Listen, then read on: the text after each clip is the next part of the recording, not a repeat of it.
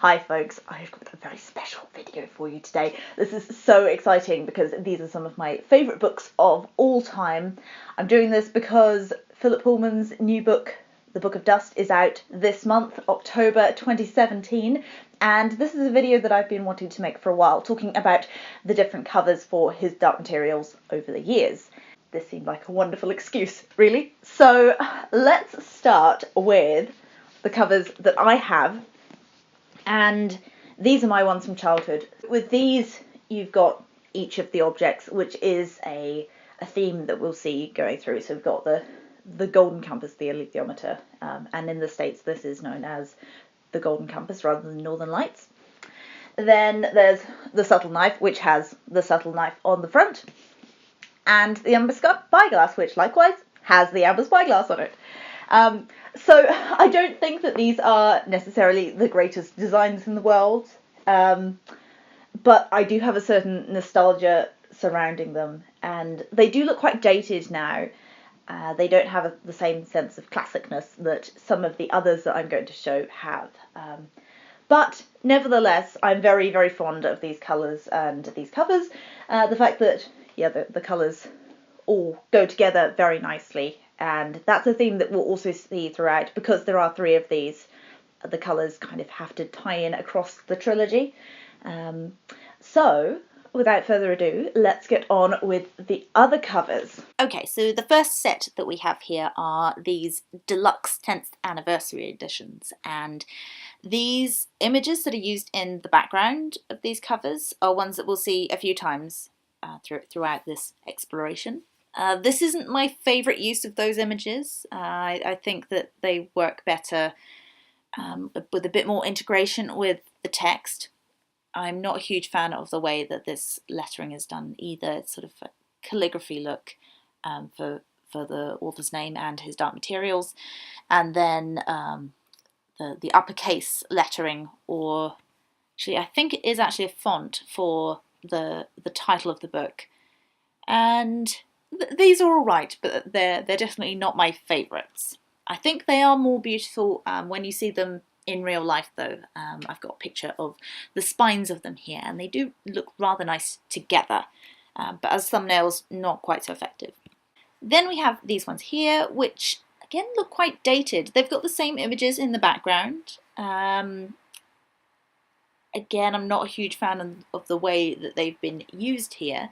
And then you've got the objects, the 3 different objects in the foreground. Yeah, the typography, there's a bit more integration between the typography of the author name and the title, just because they are in the same font. But yeah, I'm not a huge fan of it. It's a bit too showy, and I think it could be simplified a little more. I think that's the problem with these covers, is they're trying to do a little too much, as far as I'm concerned at least. I do like the colours though. Then I found these ones, which again look quite dated. They look like they were probably from the 90s or early 2000s. They've got a lot of overlays going on, which I suppose makes it look a little bit ethereal and mysterious. But again, you've got a lot of competing images, and they look quite sci-fi, these ones as well. These are much more recent ones. I think they've come out in the last few years, and there's also a bind-up of all 3 of these, which uses elements from each of them, which is a nice touch. What I really like about these are, again, the colours. I think that they're very bold, they're very effective. They hark back to the earlier ones with that I showed in person earlier, and so that's a nice little nod there. I like the clean lines of these, and these all look like they're vector shapes, so they're more mathematical than just being drawn. I do really like these ones, and I think they look very nice on a shelf as well because of those bold colours which continue on the spine. Then we have these ones, which are some of my favourites. I actually own a copy of Northern Lights in this edition. They are hardbacks, and they're a bit more square than your usual hardback. I think these were the 15th anniversary editions. They were definitely for an anniversary. And I think that this style of illustration, that almost etching style, really suits this the era, the kind of steampunky feel of the books themselves. Again, quite simple with the typography and the single image in the center, but then you've got a bit of a landscape going on in the background. So it's one of those covers where you can look closer and you can find more the more you look. And probably as you're reading the book as well, you can look back to the cover and see which of these different places are places that you've visited so far. So I can see Oxford in the first one. I think this is meant to be Cittàgazze in the second one, or at least some of it. And yeah, you're starting to recognise different elements, which is really nice. Now these are some of my favourites as well.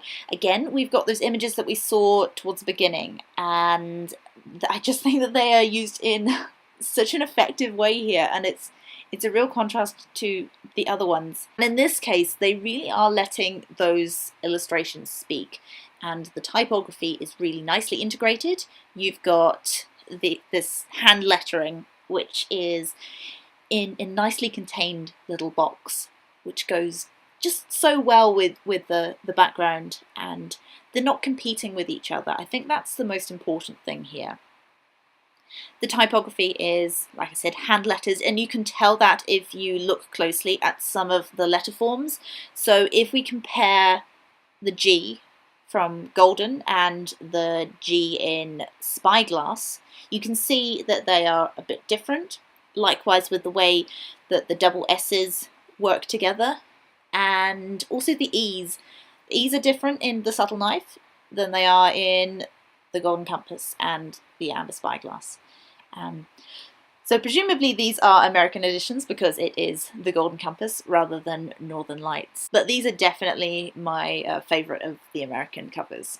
Then there are these ones which I think look much more childlike. They definitely look as though they would fit into a sort of 9 to 12 category in a bookshop.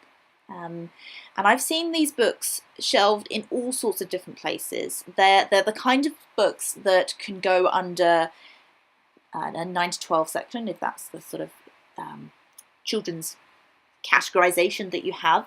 I've also seen them quite commonly in young adult sections, and also in adult sections and classics as well. So there's a real range, and different bookshops that I've worked at shelve them in different places as well. And I think that speaks to how difficult these are to categorise.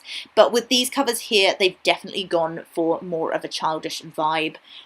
You've got the big faces of the animals, and these kind of remind me of, I think this is it's a Cat Warriors series. They've all got cats on the covers, and I think the series is called Warriors, but they kind of remind me of that aesthetic. And then down the bottom, you've got a scene which is relevant to the story. I'm not really a fan of these covers, but then again, I'm not the target audience for these covers either. So, I mean, take from that what you will. I think they do what they are supposed to do, which is market it towards a younger audience. So in that sense, they are effective.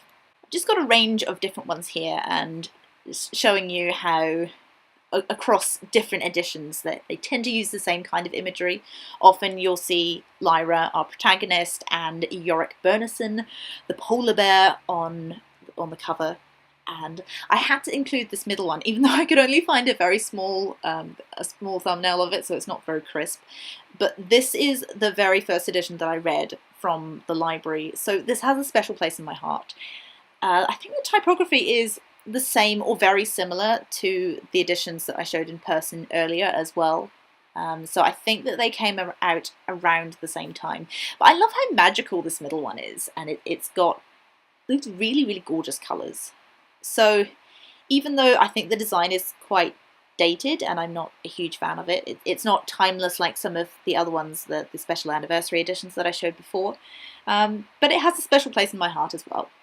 Then we have this one here, which I really like, but I have reservations about it because it is this kind of typography that was associated with the film, which we don't talk about. The film had a few things going for it, and it's kind of aesthetic in terms of the opening credits and its posters and things, I think were quite good, and this is an example of that. It's got that real steampunky feel to it, which I love, and it looks like a Victorian novel, which, I mean, if you've been watching my channel or following me on Instagram or anything, you know I'm really into that aesthetic. I think maybe with this one there's a little bit too much going on. If I were designing this, I'd probably go for a simpler sort of typeface for the author and anniversary edition, because the title is so bold, but I also really love just how lavish it is. And then we got these ones here. I think they were some of the earliest American editions of these.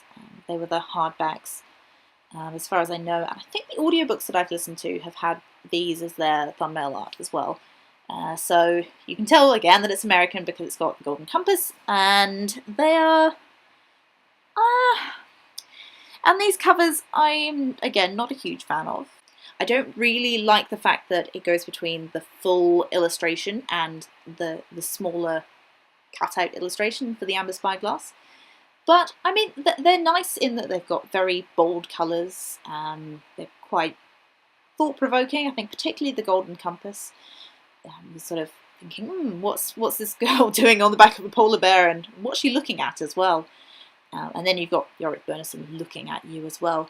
The second one I find quite confronting because both children are looking directly at you, as are the animals, which I don't know. I find that to be quite bold, and I'm not such a huge fan of that.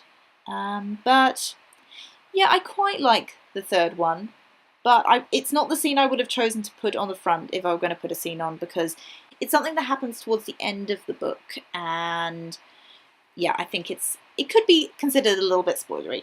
Then we have the Folio Editions, which are ones that I get very excited about. I've never seen these in real life, but the images that I found online just make my heart race a little faster, to be honest. I love the typography you see on the spines. It's just gorgeous. And the fact that this is for the subtle life and it's got that slash through it, like a window opening up to another world. So clever, and it's so simple in the way that it's been done. It's just two colours. So straightforward, yet there's so much going on in this, and I love that kind of stippling effect that it's got going on as well, which adds to that mystical side of things. Have we got a picture? Oh yeah, we've got a picture of the spines here, and again, that typography, just lovely. And the box that they come in is gorgeous, and oh, I would love to have these on my shelf. They're so pretty. Yeah, there's really nothing that I can critique about these. I think they're pretty much perfect. And there's the amber spyglass with the trees, and I just love the walking through the trees, and it's like there's this dust up above, and you can see that they're looking up, and it's got a kind of Art Nouveau look to it as well, which I just love. There's nothing not to love about these editions as far as I'm concerned. Finally, I'm going to show the Everyman Edition, and this is a bind-up of all three books. It's published in the UK, and this is quite a tome. It's quite hefty, and it's usually shelved either with classics or in the adult section.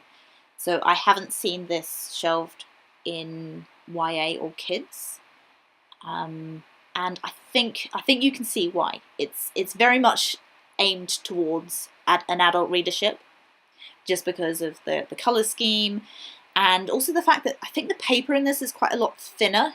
It's got a lot of text in a relatively small book. It is a tome because it's all three in one, but it's not as big as buying three individual ones, if that makes sense. So yeah, there's quite a lot in this, and I think it's been designed as a collector's edition, which is really lovely. It's definitely something that I would buy myself. The illustrator of this one is called Kate Bailey, and oh my goodness, her work is just amazing. It really reminds me of Kay Nielsen, who was a sort of early 20th century illustrator, and I've got an amazing book of his artwork. Lots of fairy tale influences, and Kate Bailey's work is obviously influenced by him and also by Aubrey Beardsley, Really, really cool. So I will link her portfolio down below because it's one of my favourite contemporary illustration portfolios. And I know I said that was the last one, but actually I'm going to sneak in a sneaky little last one. And these are ones that I've actually designed myself. So after doing an exploration of different people's work and seeing what already existed out there, I wanted to do my own take on these books because they are some of my favourite books of all time, and it's sort of my goal is to create portfolio pieces for all of my different favourite books. So I was going for a sort of vintage Victorian book aesthetic with these. As I said before, I'm rather into that look. But I wanted to give them a slightly more contemporary look. So I've done that by putting a kind of filter and different effects to make what hopefully looks like an aurora. And then the subsequent 2 books, you've got a sort of aurora type effect, but it's in the different colours.